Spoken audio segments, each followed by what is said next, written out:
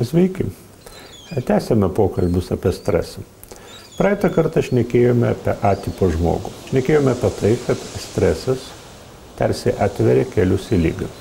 Suprantama, nevaldomas stresas. Dėl to svarbu pažinti streso požymius. O streso požymiai yra labai įvairūs. Tai yra fiziologiniai požymiai. Padidėjęs kraujospūdis, nemiga, pasikeitę valgymo įpročiai. Yra emociniai požymiai. Nuolatinis dirglumas, pyktis, emocijų kaita.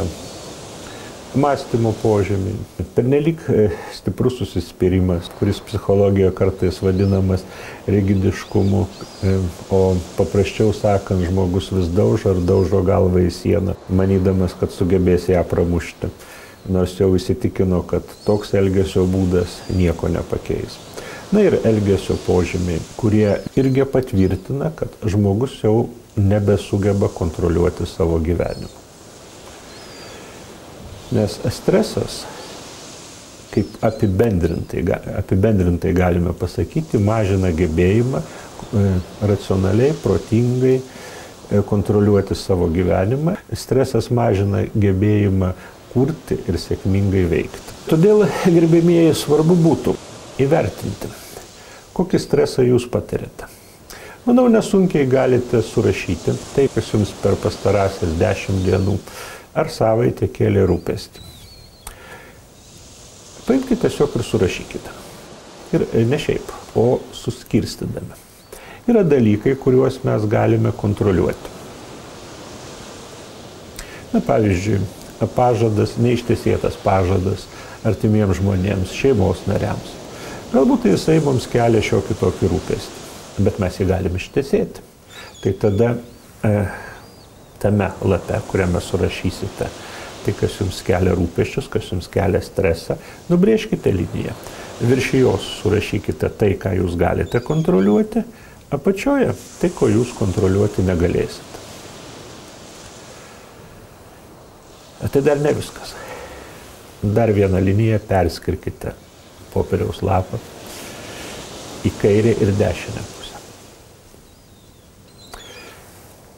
Ir kaip jums patinka, sakysime, kairėje surašykite tai, kas yra nekontroliuojama, bet ne taip jau ir svarbu. Na, pavyzdžiui, eismo kamščiai.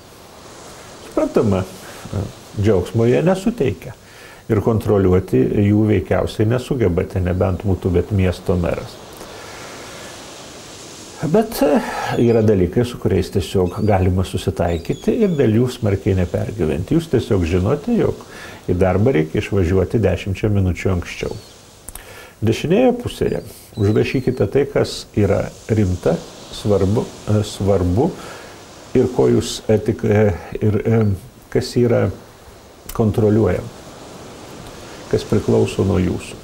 Ta patį padarykite su mažiau svarbiais stresoriais, mažiau svarbiais dalykais. Padalinkite juos į kontroliuojamus ir nekontroliuojamus. Ką duos šis suskirstymas? Leis naujai pažvelgti į jūsų rūpesčius, į tai, kas jums kelia stresą ir išskirti svarbiausius, tie, kurie tikrai sudėtingi, kurie svarbus ir kuriuos jūs galite kontroliuoti, kuriuos jūs galite pakeisti, kurie priklauso nuo jūsų valios. Tai jų ir susikaupkite ir nekreipkite dėmesio į smulkmenas, nes erzinančių smulkmenų mūsų gyvenime bus tikrai daug. Ir nebūkite tas, apie kurį ką tik sakiau, kuris daužo galvą į sieną, bandydamas pakeisti tai, ko pakeisti negalime. Manau, kad šis pratimas padės jums ramiau pažvelgti į savo gyvenimą ir galbūt pasakyti, ačiū Dievui, kad turiu tik tokius rūpestėlius ir pažadu dėl jų negadinti nuotaikos nei savo, nei aplinkiniams.